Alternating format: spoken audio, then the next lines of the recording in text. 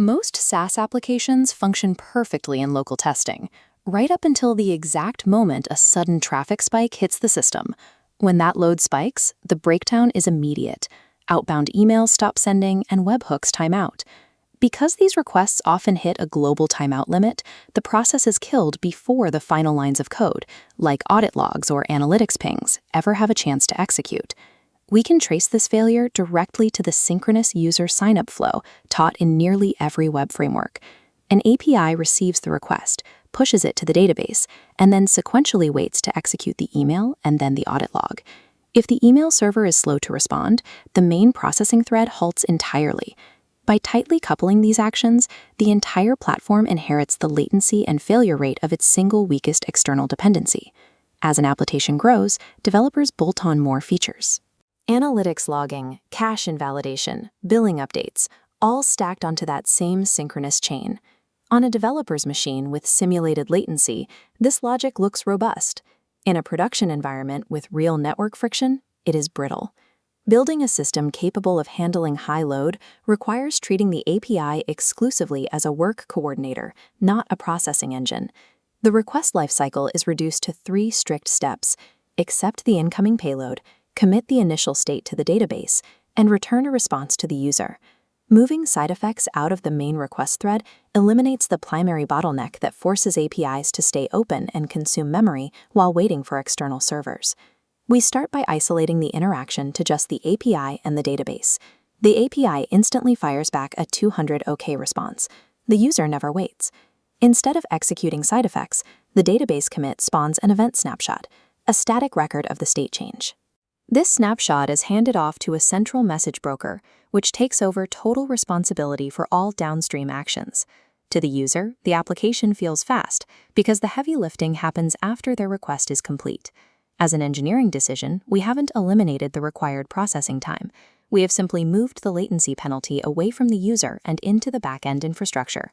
The system's primary bottleneck shifts from the time it takes to execute a request to the capacity of the queues to process the workload. The central broker receives the snapshot, duplicating and fanning out the event packet into separate, independent workers for emails, invoices, and webhooks. Each worker container is strictly scoped. The email worker only executes emails. If an external provider experiences an outage, say the SMTP server drops offline, the email worker repeatedly hits a barrier and fails, but the invoice and webhook containers continue processing smoothly. This is worker isolation. An error in one specific domain is physically trapped within that container. Even if the notification servers go down for hours, the core billing and application logic continue operating without interruption. Resilience in a distributed architecture comes directly from compartmentalizing these failure domains across the infrastructure. This isolation also dictates resource allocation. If the analytics queue backs up, we can spin up 10 new worker instances specifically for that queue without over-provisioning the rest of the system. Surviving scale means isolating failure points so the core business functions can ignore them. Distributed systems fail constantly. Payment gateways time out, rate limits are hit, and external APIs throttle connections. Instead of treating transient network drops as hard failures, the system mathematically schedules a retry using Exponential Backoff, progressively widening the gap between each attempt. This expanding timeline protects recovering external APIs from being overwhelmed by a sudden flood of rapid-fire retries from the queue.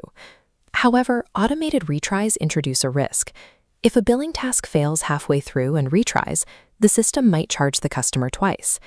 To solve this, the architecture requires strict idempotency. By assigning unique idempotency keys to each job, the system guarantees that even if a worker successfully executes a retry, it will never duplicate a previously finalized state change.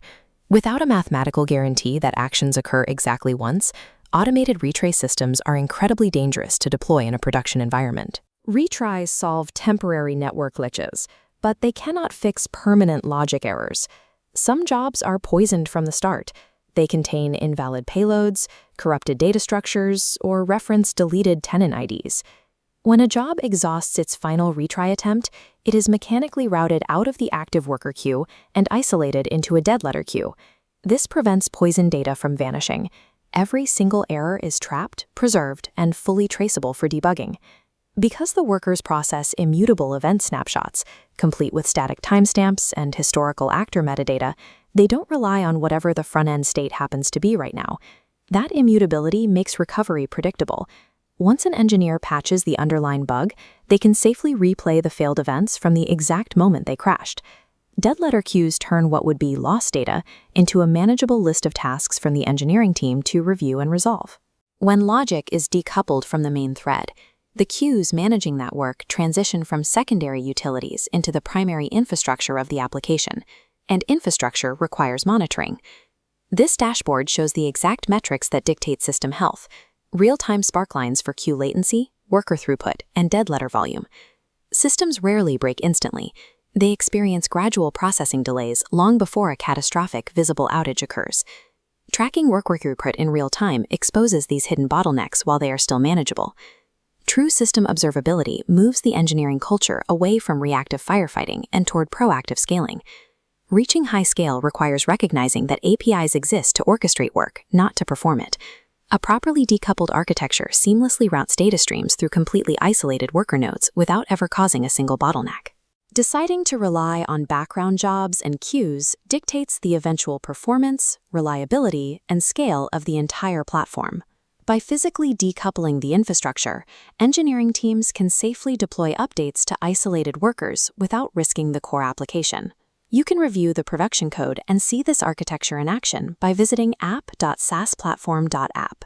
Scaling a SaaS platform is about designing systems that expect, isolate, and gracefully absorb inevitable failure.